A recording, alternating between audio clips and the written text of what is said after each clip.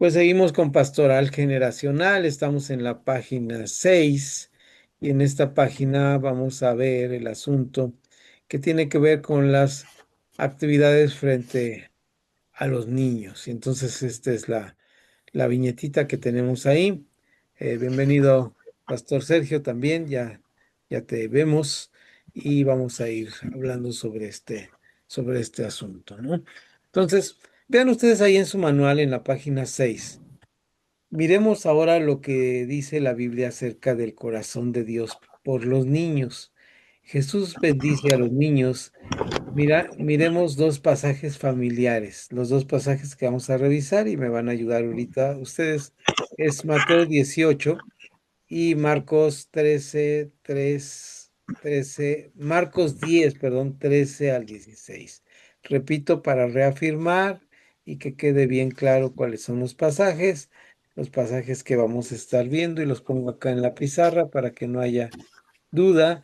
Es el libro de Mateo, el Evangelio de Mateo, capítulo 18, versos 1 al 14 y Marcos 10, 13 al 16. Vamos a tenerlos por ahí listos para ir arrancando con nuestro eh, trabajo de...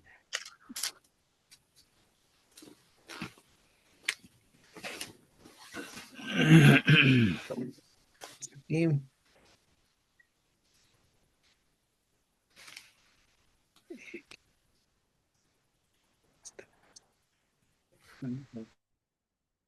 bien, y aquí vamos a ir dando esta revisión al manual y dice Mateo 18, versículo 3. Les aseguro, y ahí lo vamos a ir viendo, están los versículos, no necesitamos que vayamos a la Biblia, ahí está el versículo 13, el versículo 3, perdón, de Mateo 18. Les aseguro que a menos que ustedes cambien y se vuelvan como niños, no entrarán en el reino de los cielos. Jesús llama a sus discípulos a imitar a los niños. Los niños demuestran la humildad que Jesús desea que todos sus seguidores desea en todos sus seguidores, perdón, en todos sus seguidores. Jesús llama a sus discípulos a recibir a los niños. Esto es lo que está en este versículo. Vamos por favor al versículo número 5 y si me ayudas, Pastor Samuel, con esta lectura directamente del manual al final de la página 6, si lo tienes a la mano, dime. Entonces ahí lo podemos ir leyendo.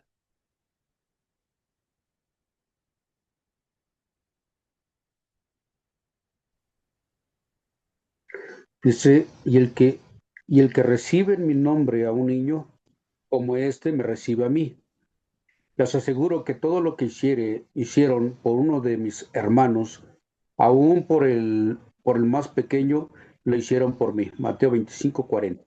Si brincas, por favor, la página de una vez, Pastor, y lees la parte de la religión. La religión pura y sin mancha delante de Dios nuestro Padre es esta: atender a los huérfanos y a las viudas en sus aflicciones. Santiago 1:27. Muy bien, hasta ahí vamos a ir viendo esta parte. Entonces, de acuerdo a Mateo y lo que nos está leyendo el pastor Samuel, esta parte de los niños y la concepción de Jesús de los niños es que el carácter y la sencillez y la transparencia de los niños es lo que Jesús busca en sus seguidores y además nos está pidiendo un tipo de vida cristiana que tenga que ver con esto. Connie, ¿nos ayudas con el versículo 6 y las siguientes viñetitas que tenemos ahí, por favor?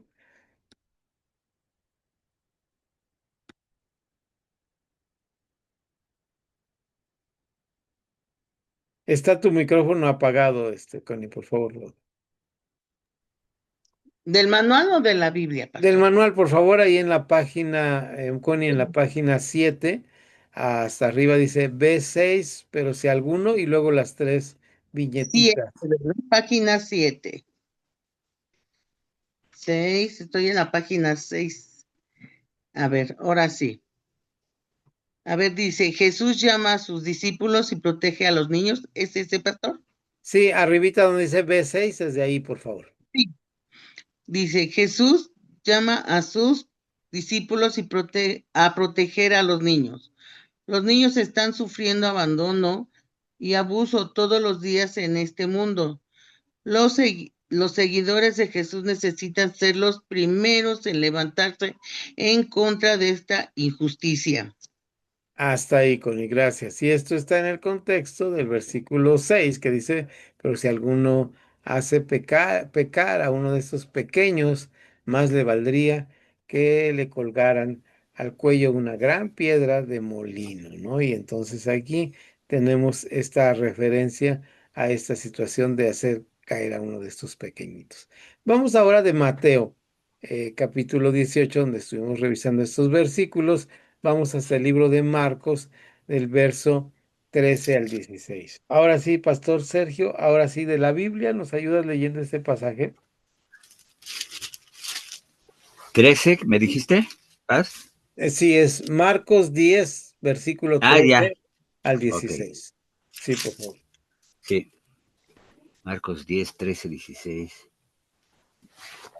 Dice la palabra, y le presentaban niños para que los tocase, y los discípulos reprendían a los que los presentaban.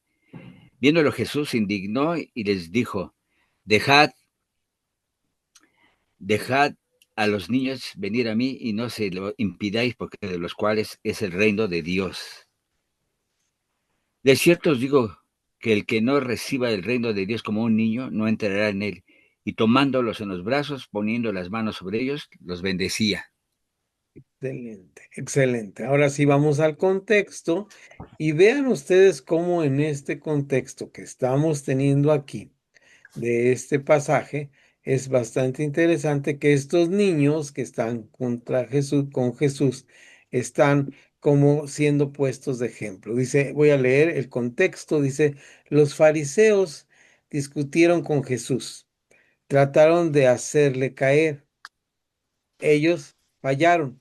El tema de discusión era el divorcio, Marcos 10 2 al 9. La escena cambia a una casa. Los discípulos querían saber más. Marcos 10 al 12. Seguimos adelante con la lectura, por favor, Pastor Samuel, el siguiente parrafito de 2 líneas. Algunas personas trajeron unos niños pequeños a Jesús. Quienes los presentaban eran probablemente los padres. El propósito era lograr la bendición de Jesús. Muy bien, La ahora res- hasta ahí. Gracias. Entonces ahí vemos, ya está muy claro el párrafo, el contexto, el intento de los padres y ahora vamos a ver la respuesta de los discípulos. Por favor, Connie, los dos siguientes lineecitas. La respuesta de los discípulos reprendieron a los padres, su actitud, no hay tiempo, estamos haciendo algo más importante que bendecir a los niños. Así es, están diciendo ellos, mira, lo que estamos haciendo es muy importante, no metamos ahí en este momento la bendición de los niños. Vamos a la parte de reflexión y vamos a discutir un poquito, a sacar alguna reflexión de todo esto. ¿Por qué los discípulos reprendieron a los padres? ¿Qué piensan ustedes? Vamos a dejar aquí para vernos y discutir esta partecita. ¿Cómo ven ustedes? ¿Por qué los discípulos reprendieron a los padres? ¿Cuál sería la razón? Porque no querían que molestaran a su maestro. Es una buena razón, muy, muy atinada la respuesta, ¿verdad? Simplemente, pues, es el maestro. Aquí tenemos una razón de jerarquía que es importante. Cuando nosotros tenemos un maestro, pues quisiéramos todo lo bueno para él, o para el pastor, o para quien está al frente.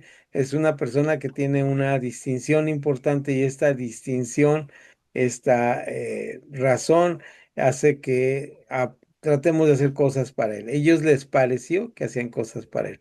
¿Alguna otra idea que tengan o con esta de Connie nos quedamos? ¿Qué será? Una de las cosas que pienso, ahora lo veo como padre de familia, es poder entender que uno desea que el Señor Jesús tocase a nuestros hijos, ¿no? Claro, Nuestros hijos dan la instrucción, acércate, ve para que te bendiga. Pues sabemos que la inquietud de los niños, a lo mejor eso fue lo que les molestó, que llegaban tantos niños que aunque los padres estaban ahí, pero ellos querían acercarse al Señor Jesús. Entonces la intimidad, bueno, querían que el Señor tuviese intimidad, pero pues con toda la gente alrededor sería imposible. Yo pienso que eso fue la molestia. Sí, sí, también muy bueno el asunto, la actitud por un lado de los padres y por otro lado, pues ellos decían, no, pues cómo se van a encimar todo lo chiquillerío, ¿verdad? Todo el chiquillerío sobre Jesús. Entonces, esa es una parte interesante de reflexión. Dice, ¿por qué los discípulos reprendieron a los padres? Bueno, por estas razones. ¿Cuál era la actitud subyacente, es decir, que estaba al lado, que provocó sus acciones? Esta actitud subyacente que estaba ahí era que ya había una actitud, me parece a mí, de molestia de los discípulos. No sé si les ha pasado a ustedes cuando alguien le hace una pregunta incómoda al pastor o al maestro o a quien está al frente, ¿cómo se pone la congregación? ¿Qué les ha pasado con esto? Cuando alguien hace una pregunta incómoda. Todos nos ponemos molestos, todos estamos tensos, ¿verdad? Como cuando hay una situación difícil en la misma casa o en una familia, en una fiesta, todos estaban, la actitud que estaba ahí surgiendo era una actitud donde ya todos estaban, pues había sido atacado Jesús por los fariseos en cuanto al divorcio y ahora lo que trata, pues es esta parte, ¿no? Entonces, vamos ahí a la parte de abajo. Por favor, Pastor Sergio, ¿me ayudas a leer el resumen, Pastor? Sí, este, dice, en resumen, los padres pensaron que ellos estaban haciendo lo correcto. Los discípulos pensaron que los padres estaban haciendo lo incorrecto y ellos estaban haciendo lo correcto. Los discípulos pensaron que Jesús seguramente estaría complacido. Ellos están a punto de ser muy sorprendidos. Ahí está el punto. Ellos están a punto de ser sorprendidos con la respuesta de Jesús. Entonces, si vamos al punto de cuál es la actitud de Jesús. Ahora, en este momento, vamos a ver cuál es la actitud de Jesús. Y esta actitud de Jesús tiene que ver muchísimo con una actitud que me parece que podemos llamar que debe ser una actitud más cristiana hacia los niños. ¿Por qué digo esto y por qué vamos ahora en este momento? Porque normalmente nosotros decimos, hay que cuidar a los niños, sí, pero educarlos, darles tanto tiempo, esa es una parte difícil que a veces no tomamos en cuenta para nuestros servicios, ¿no? Entonces vamos a ir a esta parte y vamos a ir analizando. Dice, las emociones de Jesús. Él se puso furioso. Él estaba indignado por la actitud de los discípulos que consideraban a sus discípulos más importantes, a los discípulos que consideraban a su discusión más importante. Vuelvo a repetir porque leí dos veces discípulos y ya me están fallando los ojos aquí. Él se puso furioso.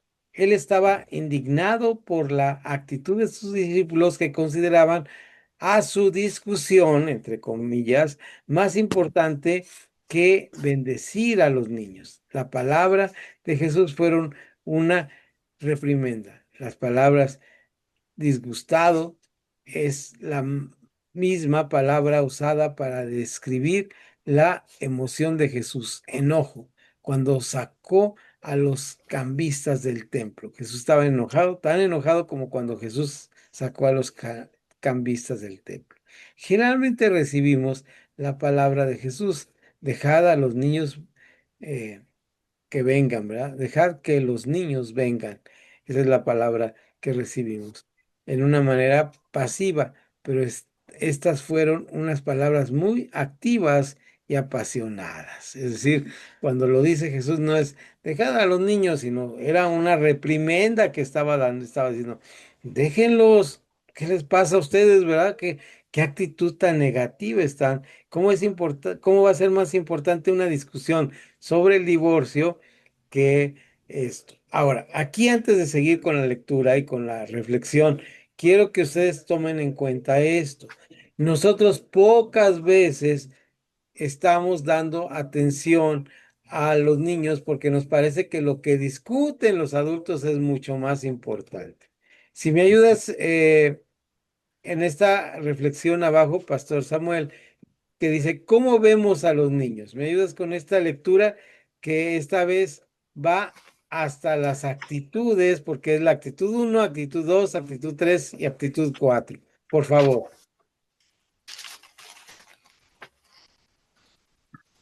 Dice,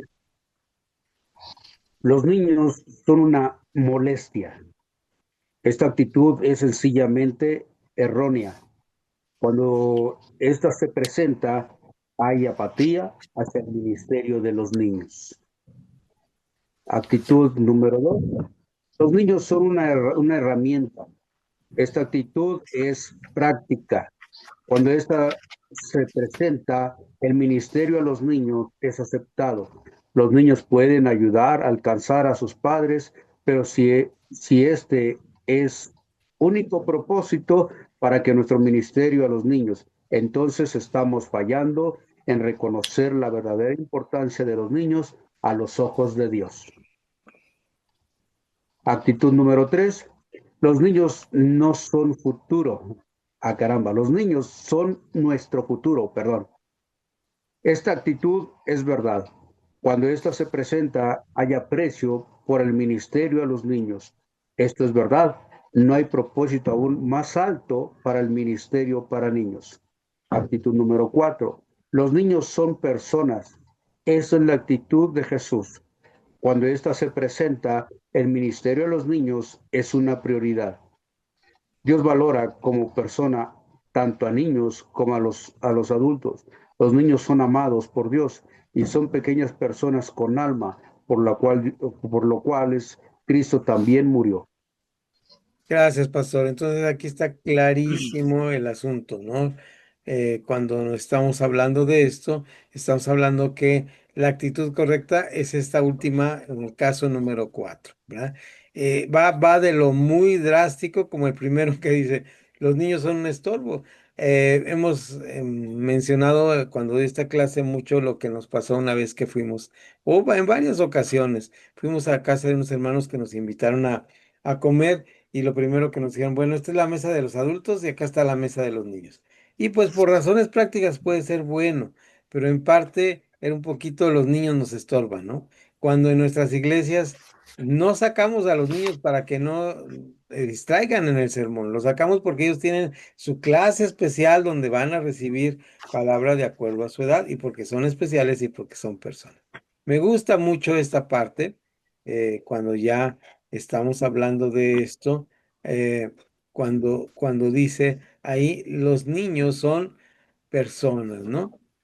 Los niños son ¿qué cosa? Personas, lo que estaba leyendo ahí el pastor Samuel. Entonces, ahí los niños son personas y estas personas en la actitud número 4 que están de acuerdo con los discípulos no están de acuerdo con esto, perdón, pero están de acuerdo con que son la actitud número les estaban estorbando.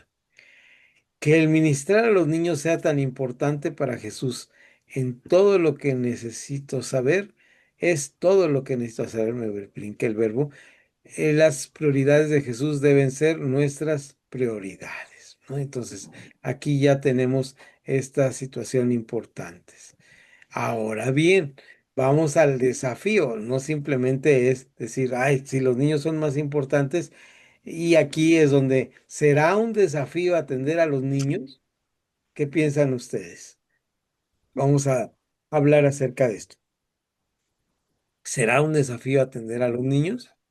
Yo creo que es desafío cuando, la verdad es cuando no tienes el amor, no Mm. tienes la pasión por poder servir, ¿no? Y lamentablemente estorba muchas cosas, ya sea porque no tienes, vuelvo a repetir, esa relación con Dios y poder sentir lo que es ese grande amor, para poderlo expresar a cada uno de ellos. Claro. Entonces, para muchos es desafío y para otros, la verdad, es pasión, que es lo que más me ha sorprendido.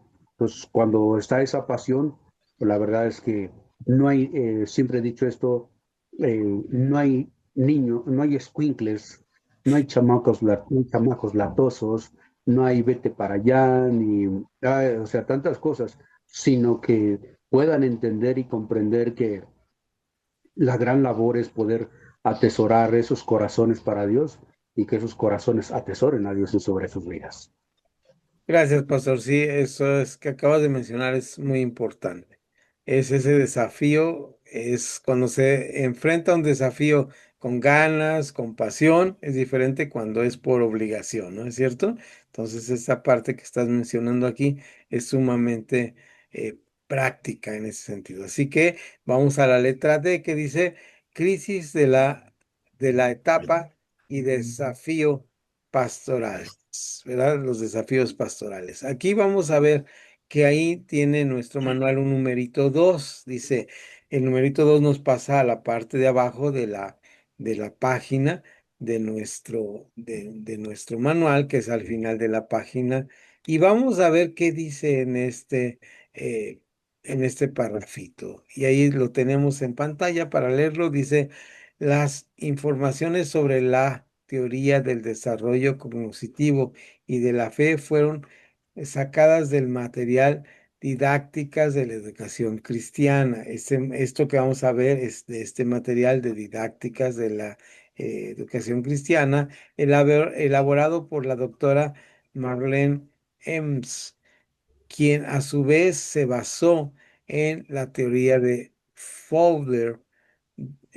Jaime W. Fowler es profesor de Teología y Desarrollo Humano en la Emory University y Jean Piaget, perdón, no Pierre, Jean Piaget, que es uno de los pues, pedagogos más importantes del siglo pasado.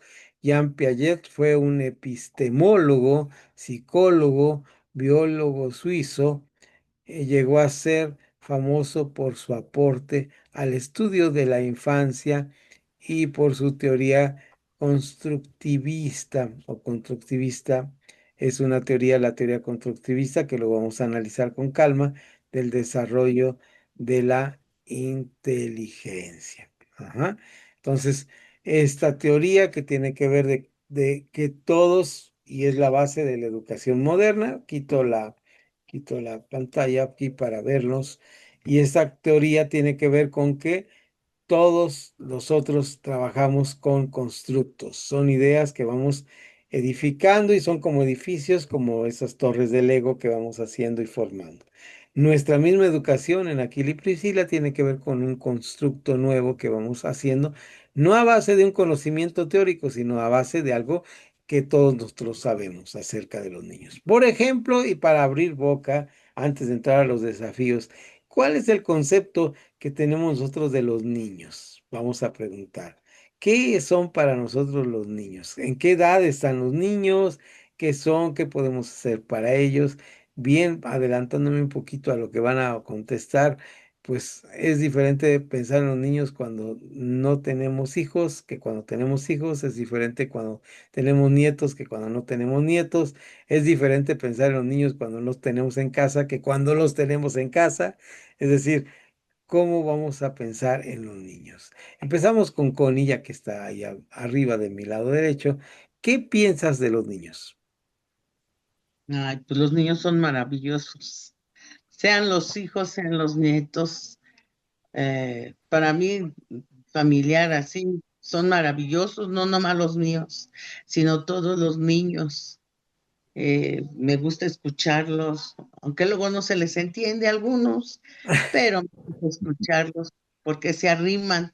No puedo rechazar, bueno, al menos a mí no los puedo rechazar porque se está arrimando a mí y me tiene confianza. Entonces tengo el deber de escucharlo, aunque no le entienda. Gracias, Connie. Pastor Samuel, ¿cuál es tu concepto? ¿Qué piensas de los niños? Algo que se nota es que en el niño no hay malicia de amor. Oh, Ahí no hay malicia de amor. Ellos lo expresan y son tan, son unos reservorios en el cual la actitud que tú pongas es la que van a demostrar o van a vivir. ujú, Entonces, poder entender que su misma, voy a decir, su misma ingenuidad, por eso utiliza el Señor Jesús, utiliza esa expresión, ¿no? Que tenemos que sí, ser como niños, sí, sí. o sea, creer a todo lo que, como ellos, creerle a todo lo que uno les dice.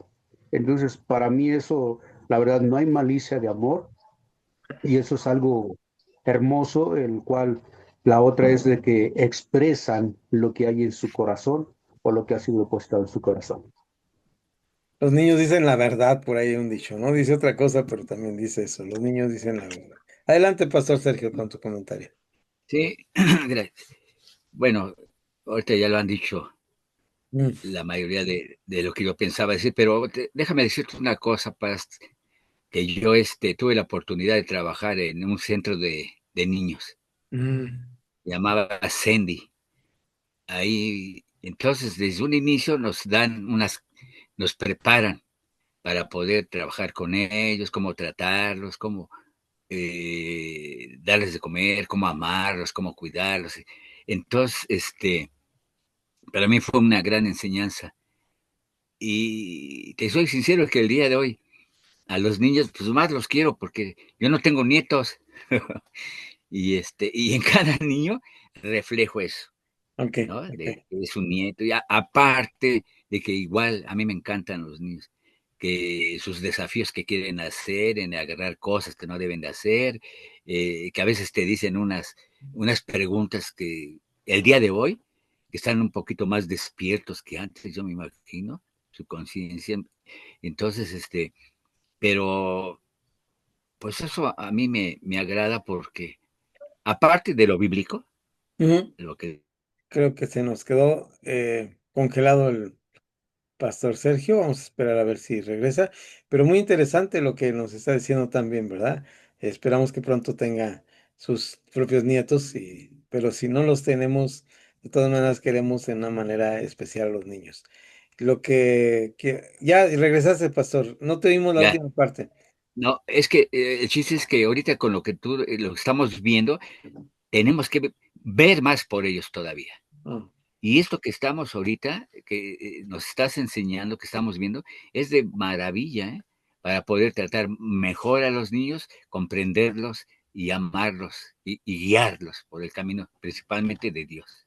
ok, hay un sentido común en toda la humanidad que dice que los niños son vulnerables y una actitud buena hacia lo vulnerable es protegerlos, ¿verdad? Entonces eso es, digo, a una persona que sea buena, una persona que sea amable, una persona que sea cristiana, siempre va a proteger a los niños. Me llama mucho la atención, yo que viajo en autobús, que si un niño llora en el autobús, a todos nos alerta y queremos hacer algo, ¿verdad?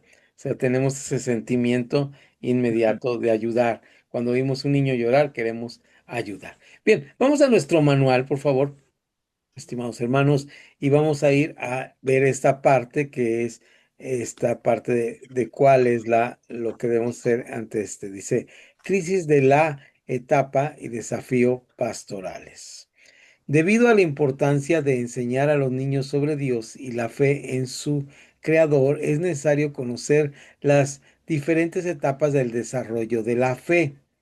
La doctora Marlene Enns menciona que hay 6 etapas en este desarrollo, pero solo se estudiarán 2 de ellas que corresponden a la edad de los niños de 0 a 2 años, ¿verdad? Es lo que vamos a leer, ahorita me van a ayudar ustedes, y la etapa de 3 a 6 años. Nos vamos a quedar con esas etapas eh, y luego vamos a ver otras etapas, una tercera etapa que luego les diré que es tan importante revisar esta etapa, ¿verdad?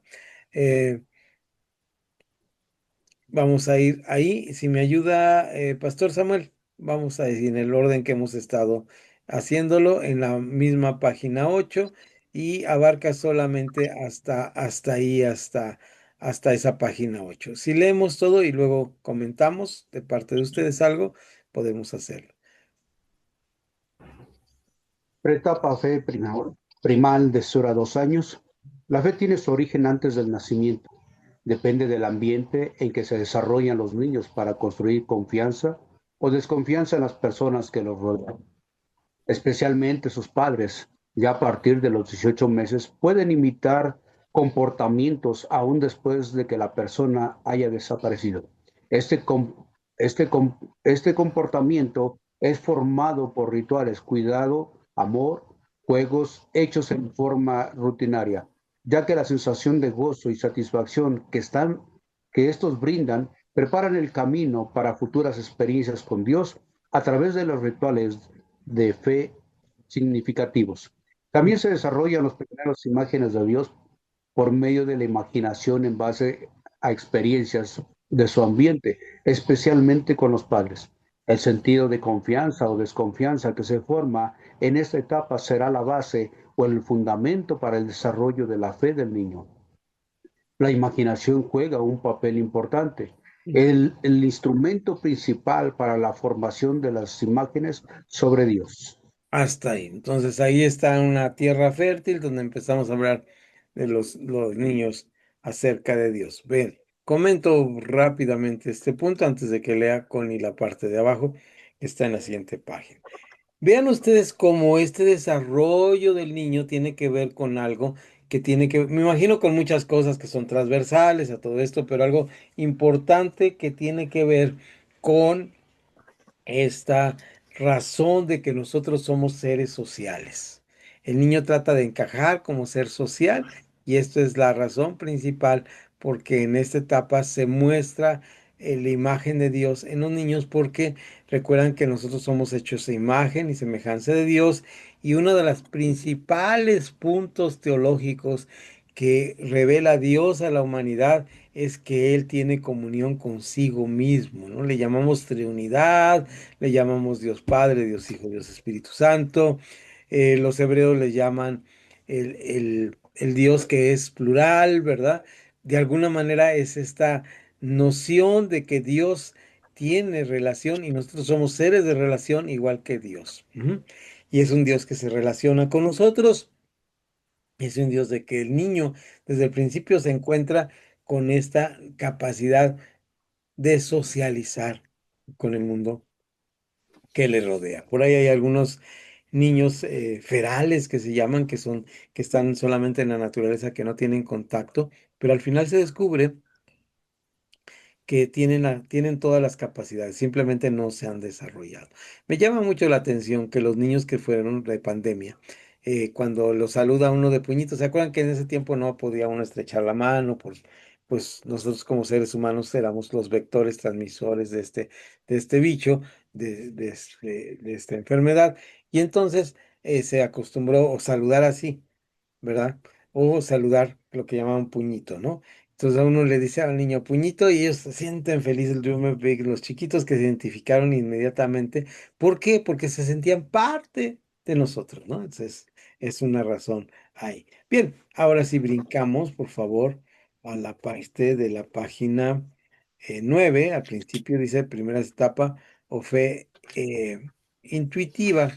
Proyectiva. Es la niñez temprana y abarca de los 3 años a los, como decía mi nieta cuando estaba pequeña, apenas 6 añitos, ¿verdad? Entonces, cuando me preguntaban su edad, apenas 6 añitos. Esta es una etapa importante. Voy a poner aquí la imagen para que la lea. Y por favor, ¿me ayudas, por favor? Eh, Sí, y vamos a ir deteniendo en este caso, por favor, Connie, vamos a ir deteniendo en cada uno de los incisos, el inciso A, el inciso B. Tú vas a seguir leyendo, pero vamos a hacer un pequeño comentario porque estas dos etapas que nos marcan son importantes en el desarrollo de los niños. Y voy a explicar por qué. Adelante, Connie, en la letra A. la fe está caracterizada por una viva imaginación y fantasía, imágenes, historia y símbolos. Aún no es controlada por el pensamiento lógico. Esto es porque aún no logran separar por completo lo real de lo irreal. Ejemplo, es difícil para ellos aceptar que sueños son solo sueños, ya que para ellos son realidades concretas. Muy bien, dijimos en la clase presencial que ellos tenían un sentido de lo sólido y no de lo abstracto. Por eso las matemáticas tenían este sentido, ¿no? A mi nieto, por ejemplo, dice, sí, sé hacer cuentas, abuelo, pero las sé hacer con tacos, ¿no? Entonces, ¿por qué? Porque son cosas sólidas. Eso de números son cosas abstractas. Entonces, ellos en esa etapa tienen un concepto de las cosas reales y las cosas que son irreales, como los sueños, lo identifican como cosas reales. Está en esta parte de la fe, en esta imaginación. Luego, algo que es muy importante, lo que llamamos intuitiva. ¿Cómo es esto de intuitiva? Lee, por favor, Connie, este párrafo grande, que es la letra B. Intuitiva. En esta etapa la fe es intuitiva porque si las imágenes, historias y símbolos logran captar la imaginación de los niños, pueden despertar en ellos creencias, valores y lealtades muy profundas, tienen una rica fantasía, entablan conversaciones ficticias al jugar, no les cuesta creer en Dios, puede tener lindas experiencias de adoración, ya que no necesitan comprender de forma lógica, se necesita como cómodos con Sí. las historias, cómodo con las historias de milagros de la Biblia. La percepción y los sentimientos son poderosos profesores, ya que los niños absorben todo lo que ven sin cuestionario. De Cuestión. ahí la necesidad de cuidar, de no exagerar en lo que se le dice al niño y de seleccionar cuidadosamente los relatos bíblicos que se le dan. Es decir, los niños son crédulos, vamos a usar la palabra, o creen en lo positivo y debemos tener este cuidado de no darle relatos que le conflicten en un futuro. Pero su fe es, como dice este apartado, intuitivo. Ellos simplemente lo aceptan como es. No, por ahí dice algo, no les cuesta trabajo creer en Dios, no se cuestionan nada. ¿Y cómo sucedió esto? ¿Cómo sucedió aquello? Simplemente lo creen. Si es un relato de la Biblia, lo creen. Si Dios lo dice, lo creen. Por eso la fe de los niños, estamos hablando de la fe, es de esta manera. Pero no solamente es intuitiva, en el sentido de que todo lo intuyen adecuadamente y lo creen sin reprochar nada, sino también es proyectiva. ¿Qué nos dice sobre lo proyectivo? Por favor, con. Proyectiva, la Ujú. fe de ellos también es muy imitiva. Proyectan los ejemplos, reacciones, lenguaje y acciones de la fe que ven en los adultos más cercanos. Ejemplo, imitan las oraciones de sus padres, su fe para recibir sanidad, su confianza o falta de confianza en situaciones de apremio, etcétera. Cuando tienen 3 o 4 años pueden llegar a tener miedo de la muerte y en especial de la muerte de sus padres. Necesitan que se les dé respuestas honestas, simples y que inspiren confianza. Ok, ellos imitan nuestra fe, ¿verdad? Y además la proyectan de una manera de esto, ¿no? Dice, por eso dice, también es muy imitativa. Es decir, ellos como ven las cosas, así las expresan. No solamente creen todo lo que les decimos, sino además ellos ven y entonces es importante que crezcan en la fe de acuerdo a esta situación. Y ahora sí vamos a la última etapa, por favor, Pastor Sergio, si nos ayudas, y vamos a hacer lo mismo que con Connie. Vamos a revisar los Ok. 4 puntos. Segunda etapa, o fe mítica, Mítica. literal, niños de Literal. 7 a 12 años. Aquí lo mítico no se refiere a una historia inventada o irreal. Uy, la estoy Ahí leyendo estás. de la Sí, pantalla. adelante. Dice, aquí lo mítico no se refiere a una historia inventada o irreal, sino a una historia tradicional que explica el origen, las costumbres y prácticas religiosas. Fowler resaltó la importancia de la historia y el carácter literal que tiene el pensamiento en esta etapa. Stonehouse, en 1988, 159. Además, ahora pueden relatar historias por sí solos, descubrir el significado de ellas como también de creerlas. Hasta B. ahí, La hasta litera... ahí Ah, vamos ok. a hacer una muy importante anotación, ¿no? De lo que nos dice aquí este autor, que está ahí mencionado en este libro, está hablándonos de que los niños, cuando tienen de los 7 a los 12 años, empiezan a tener algo que se llama lo mítico. Empiezan a tener ideas parecían fantásticas, ¿verdad? Que no son de esta tierra. Ajá. Y esto es muy importante porque en esa etapa podemos hacer algo que es introducirles en ellos el sentido de algo que sería muy importante, que todas las historias de la Biblia, aunque parezcan fantasiosas, pues están ahí porque Dios las puso, que son realidades de la voluntad y de la fuerza poderosa de Dios declarándosele a la humanidad de esta manera. Ahora sí, por favor, pastor, la letra B. B. Lo literal se refiere al pensamiento concreto y físico. Los niños hacen suyas las historias, creencias y prácticas de las personas que los rodean. Aún no captar el significado espiritual de los eventos.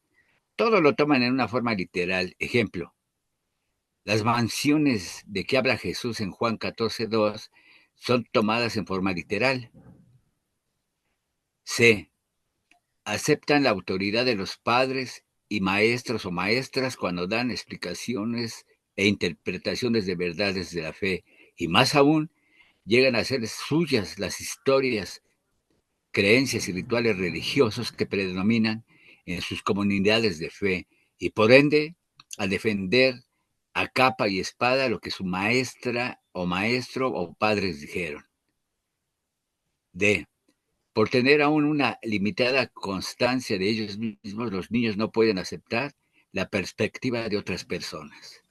Muy bien, vamos entonces a mencionar esto. Lo que les iba a mencionar aquí es cómo esto mítico llega a ser tan extenso, tan rápido, tan fulminante en el corazón de los niños, que yo recuerdo una ocasión que a unos niños le están enseñando, Esther, tuve esta experiencia con los niños de aquí en nuestra iglesia que les decía que el fruto de Adán, cuando estuvimos revisando todas las historias bíblicas desde Génesis, que él no era una manzana, y ellos decían, sí, ¿cómo no?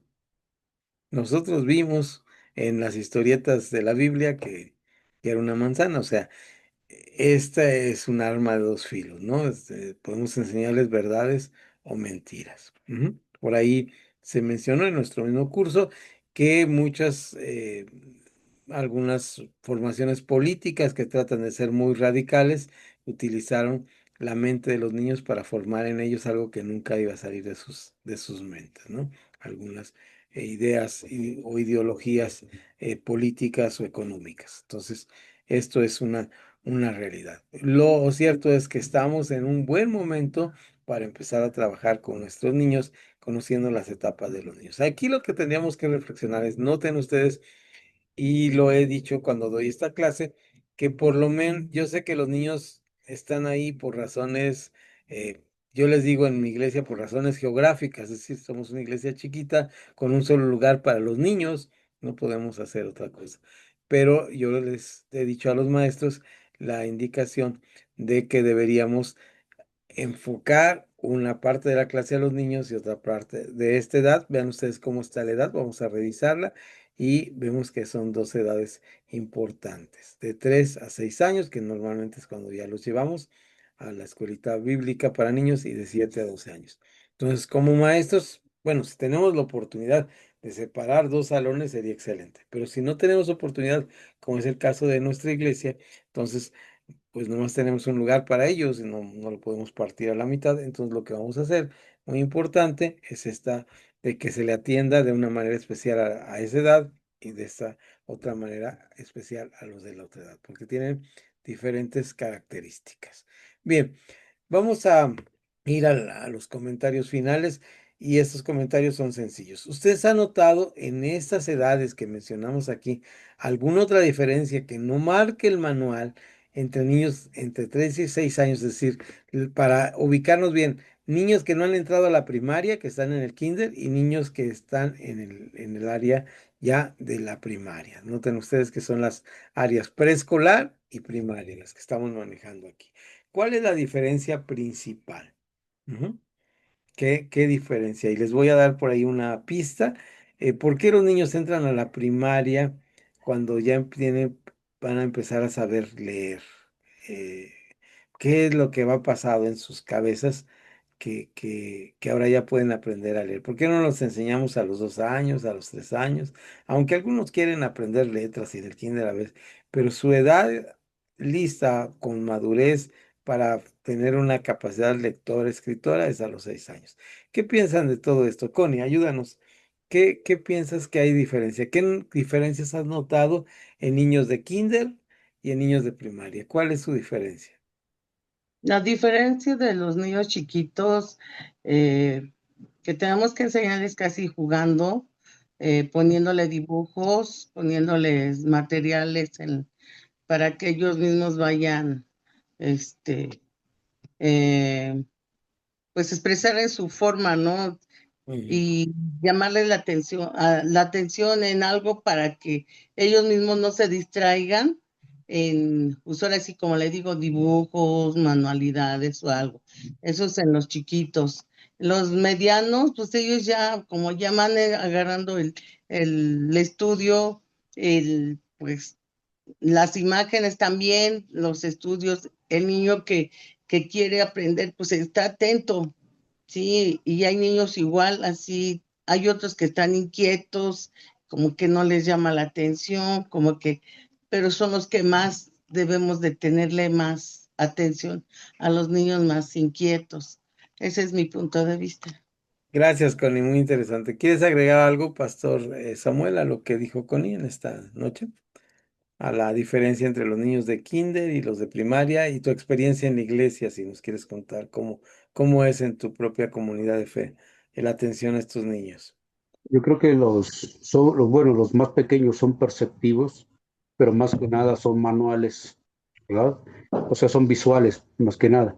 Y Ujú, los otros ya cuando van creciendo son más auditivos, ujú, aunque se tiene que intensificar o poder una participación más extra, porque sus capacidades pues, van creciendo.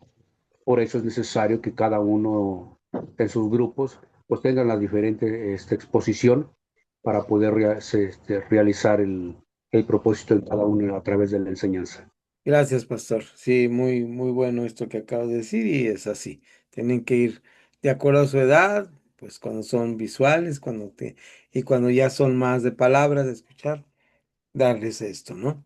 ¿Tienes algo que añadir, Pastor Sergio, a lo que se acaba de comentar sobre estas dos edades, kinder y primaria? ¿Nos ayudas con tu micrófono, Pastor, para escucharte, por favor? Es que yo me he fijado, ¿no? Yo no he trabajado con niños en la iglesia, pero a veces me fijo. Una cosa importante es lo que ahorita decían. Cada niño debe estar en su edad o lo que la enseñanza que se le vaya a dar según su edad. Pero de que son perceptivos todos, sí. Ahorita lo que leíamos, ¿no? O sea que todos, ya sea fantasía o no fantasía, se la creen. Entonces, eso es muy importante. Yo no sabía de que los niños son como una esponja ahorita. Ujú. Todo lo que tú le hables, pero si se lo graban, sea verdad o no sea verdad. Entonces, es tan importante. Yo, la verdad que qué importante es lo que tú decías a un inicio, pastor. No es que los separen mayores y los niños para allá, no, sino cada quien tiene sus clases, tienen su enseñanza conforme a su edad. Pero de que, repito, son percisivos, mis respetos, ¿eh? Bien, Entonces, pues es el momento de darles la enseñanza en cuanto a la palabra. Entonces, es muy importante, yo siento. Ese es mi punto de vista. muy bien. Y para concluir, bueno, esta parte nuestra actitud frente a los niños, resumiendo, esta buena actitud debe ser. Yo considero que yo no soy una persona tolerante con los niños, que me cuesta mucho trabajo.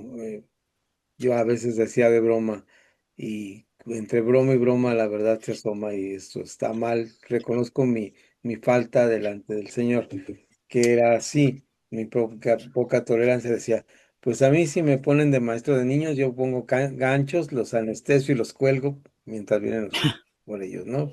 Porque me desesperaba un poco, o un mucho más bien, para decirlo con sinceridad, que son muy inquietos. Algunos de ellos retan. Mi esposa ha sido maestra por muchos años y sabemos cómo son, ¿no? Los niños para retar a los maestros. Ella ya tiene el callo suficiente para saber y cómo manejar, pero uno que no lo tiene se desespera y el niño lo que quiere, a lo mejor su objetivo es pues hacer enojar al hermano Nahum, ¿verdad? No se da uno cuenta y lo logra el objetivo, que le grite, que lo regañe. Entonces hay que ser maestro de niños, es todo un ministerio, todo un trabajo. Y hermanos, estamos aquí para aprender del trabajo, ¿no? Entonces, estemos ahí con este trabajo y pensemos mucho en lo que Dios está haciendo en los niños. Y este punto con el que voy a concluir, que fue nuestro punto de vista, Esther, mi esposa, y un servidor, el año pasado que ella decidió trabajar con los niños en esta escuela, nuestra primera escuela bíblica de vacaciones en nuestra comunidad aquí en esta iglesia que iniciamos hace 2 años, 3 años, bueno, después de pandemia. Pues vamos a sembrar cocos. Es más fácil sembrar maíz, frijolito, y llueve y sale y cosechas. Los cocos se siembran y a veces ya no le toca a uno hacer.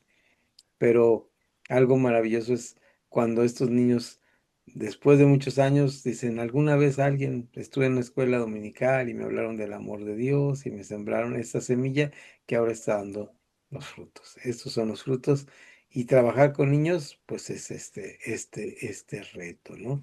Ya pasaremos la próxima, ponemos aquí rayita, vamos a hablar de los adolescentes la próxima semana, que es otro reto, pero este reto que tenemos ahora, vayámonos con este reto y que nuestro trabajo, nuestro esfuerzo, nuestras comunidades de fe sea servir mejor a nuestros queridos hermanos, los niños de nuestra iglesia.